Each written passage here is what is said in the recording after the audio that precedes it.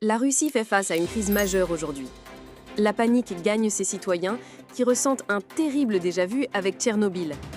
Une autre centrale nucléaire russe, celle de Kursk, est en feu. Vladimir Poutine accuse aussitôt l'Ukraine, affirmant qu'un drone ukrainien est responsable des dégâts. L'incident survient le jour de la fête de l'indépendance ukrainienne, que Poutine décrit comme un message hostile à la Russie et à son peuple. Les médias occidentaux ont relayé rapidement cette version russe, affirmant que l'Ukraine cible les centrales nucléaires russes. Mais la réalité est bien plus nuancée. Selon la centrale, un drone a été abattu au-dessus du site. En tombant, les débris ont provoqué un incendie qui a été rapidement maîtrisé. Il n'y a eu ni fuite radioactive, ni victime. L'Agence internationale de l'énergie atomique appelle à la plus grande retenue de chaque côté concernant les sites nucléaires. Ce rappel est crucial. La présence de combats autour de centrales nucléaires augmente le risque de catastrophe. Alors, qui est responsable ? L'Ukraine cible depuis des mois l'infrastructure russe, notamment les gares ferroviaires et raffineries. Ce soir-là, la défense russe a abattu un drone au-dessus de la centrale. Ce sont les débris de ce drone qui ont déclenché l'incendie. Tandis que le Kremlin accuse l'Ukraine, la centrale elle-même indique que le feu est dû à des débris du drone abattu par la Russie. Cet incident illustre les dangers extrêmes des opérations militaires près des centrales nucléaires. Qu'elles soient intentionnelles ou pas, les interventions armées dans ces zones sont dramatiques. La Russie a une longue habitude de déformer la vérité.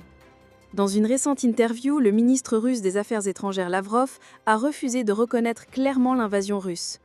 Lorsqu'on lui rappelle l'accord de Budapest de 1994 garantissant la souveraineté de l'Ukraine en échange du désarmement nucléaire, il a nié toute promesse d'invasion. Or, le mémorandum de Budapest engage explicitement la Russie à respecter l'indépendance et les frontières de l'Ukraine et à ne jamais utiliser la force contre elle. Les propos contradictoires de Lavrov illustrent la désinformation systématique du Kremlin. Le bilan humain est effroyable. Des dizaines de milliers de civils ont été tués ou blessés.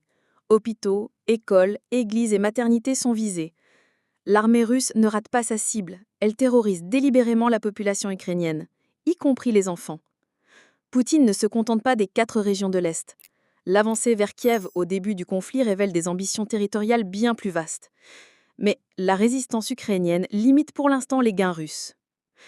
La paix est hors de portée tant que Poutine ne veut pas la vraie paix. Seul un retrait complet pourrait y mettre fin. Or, certains continuent de parler d'un conflit entre 2 camps égaux, oubliant qu'il s'agit d'une invasion dont l'Ukraine se défend pour survivre.